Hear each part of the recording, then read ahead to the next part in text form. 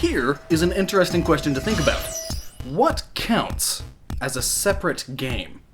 Now, at first glance, this seems like a silly question. No one would confuse Chrono Trigger for Super Mario Galaxy. But what about sequels? What about Super Mario Galaxy and Super Mario Galaxy 2? But what about director's cuts? What about HD re-releases? Let's use our noggins. Noggin. Hello all, it is Lockstin, and thinking about this question, what counts as a separate game, is actually a lot more interesting than you'd think. There's some bit of philosophy involved. But for simplicity's sake, let's start by just talking about Pokemon.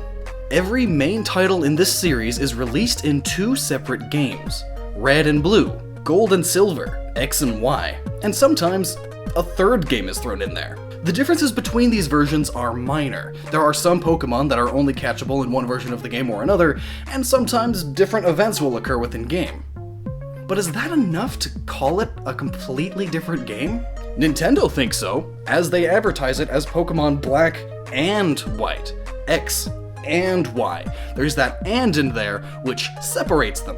But when Pokemon fans refer to these games, they typically refer to them as an acronym, such as ORAS, Omega Ruby and Alpha Sapphire, or HGSS, Heart Gold and Soul Silver. This could be basically because from the fans' perspective, they are indeed one game. But when you throw in the third title, things start to get confusing. For instance, Pokemon Emerald basically took Pokemon Sapphire and Pokemon Ruby, merged them, and then added additional content, essentially showing that Pokemon Ruby and Pokemon Sapphire didn't have to be separated at all. They could very easily have just been one game. The same goes for all the games that have done this. So in the case of Pokemon, are Diamond and Pearl two separate games? And with the inclusion of Platinum, are they three separate games? Or do they all combine to make DPP, as it's typically referred to by fans? But this is just one step into the foggy abyss that is this question, and let's take a step further. What about re-releases? What about HD remakes and director's cuts? Well, first of all, there's the big HD re-releases, such as DuckTales Remastered. DuckTales Remastered was a 2013 remake of a game from 1989. While the core levels and game mechanics are very identical, even the same, this remake added levels, voice acting, and crazy updated the graphics. But at its core, is this still the same game, just updated? Well, maybe we should look at another example of an HD re-release, like The Last of Us Remastered. This was a 2014 remastering of a 2013 game. The original Last of Us was released on the PlayStation 3, but with the new PlayStation 4 out now, Naughty Dog decided to update the graphics a bit and release The Last of Us on the PlayStation 4 as The Last of Us Remastered. So is a slight graphical update worthy of making this considered a different game? Now, let's look at director's cuts, like, for instance, Deus Ex Human Revolution director's cut. On top of the slight graphical update, it also includes additional content, that being the DLC. And Fallout 3 Game of the Year Edition is just Fallout 3 with all of the DLC pre-installed. Does that make it a different game? Now, what if you buy one set of DLC, and your friend buys a completely different set of DLC? Are you both playing the same game, or are they now different? Separate, considered to be different games altogether. If adding content to the game changes the game, that is, makes it considered a different game, then what about console exclusive content? For instance, Destiny on the PlayStation 4 has plenty of exclusive side quests. So does that make the PS4 version of Destiny completely different from the Xbox One version? Now what if you applied that logic to every multi-platform game? For instance, throwing it out there, 2013 Tomb Raider. This game has QuickTime events. On the PlayStation, the QuickTime events show shapes. On the Xbox 360 and PC, they show letters. Does that separate them because they each have different content, different graphics? So are these two separate games? Now what about games that are collections of games? Like everything just fell. Like Namco Museum 50th Anniversary. This game includes 14 classic hits. Now obviously Pac-Man and Galaga are completely separate games, but on this, do they still count as separate individual games? Do you hold in your hand right now 14 classic hits? Or is this one game, one Namco Museum 50th Anniversary? If you do include all of these games, are you now holding 15 games instead of the 14 it claims it has, because this in itself is another game? I'd like to point to Russell's Paradox, the classic, does a set of all sets contain itself? As I've been pondering this question, things have been getting grayer and grayer. So let's get even grayer still. Do game updates make games different? As in, do they count as different games?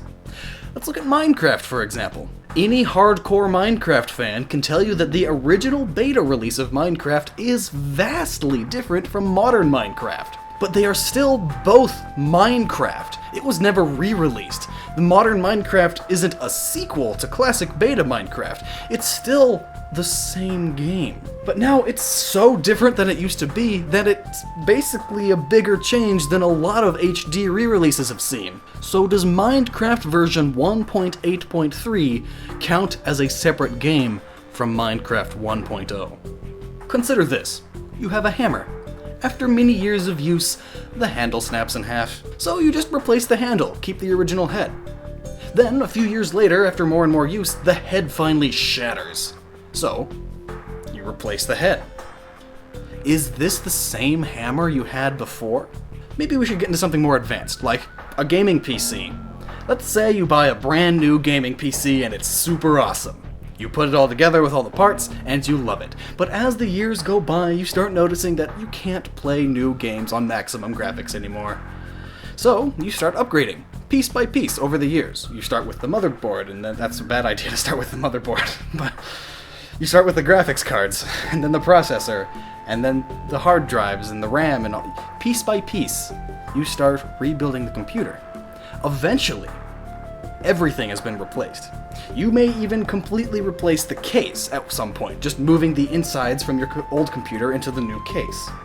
So, after you've updated everything, after every part has been replaced, is it still the same computer it was? It's been slowly changing over the years, piece by piece, as you added new parts in. And now you have the leftover parts. You could still go back and put your old parts together into an older gaming PC. So are these two PCs now the same computer? Since after all, that was your original gaming PC forever ago, but your gaming PC has been changing.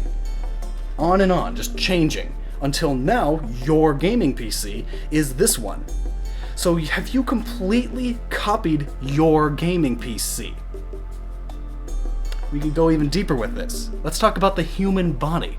Every 7 years, your body will have replaced every cell in its system, which is very interesting to think about. It's all at a different rate. For instance, your skin cells will rejuvenate every few weeks or so. Your spine takes the longest, 7 years. So after those 7 years, your skin has replaced itself many, many times over, but your spine is just now getting to the point where it's completely replaced itself. So if you go back in time 7 years and meet your previous self, will the universe end? That's not what this is about. But if you do that, will you be meeting yourself or a previous version of you that is completely different? Are you still the you that you were 7 years ago? Think about that. There's no right answer to these. These questions are all philosophical, so tell me down below what you think. What do you think counts as a separate game? Sequels, remakes, updates, versions? Where does that line get drawn? And before I go, I have one more thing to show you. You likely have many games that have many various versions to them, and thus GamesGrabber is a cool website to help you manage your collections of games. From games you own, to games you want, games that you think fit a certain genre that you want to show off to someone, anything really. Plus, it saves links to all of them for you to buy later. And they recently introduced the Kudos system, where you can earn points by basically just using the site, building and sharing collections, and viewing others. With enough points, you can have your collection collections featured like mine are on here, and you can even use the points to earn prizes. And getting your first 1,000 points is easy. Simply sign up and complete your profile. There's a link in the description for you to check it out and maybe give me a follow on there. So until next time, stay awesome.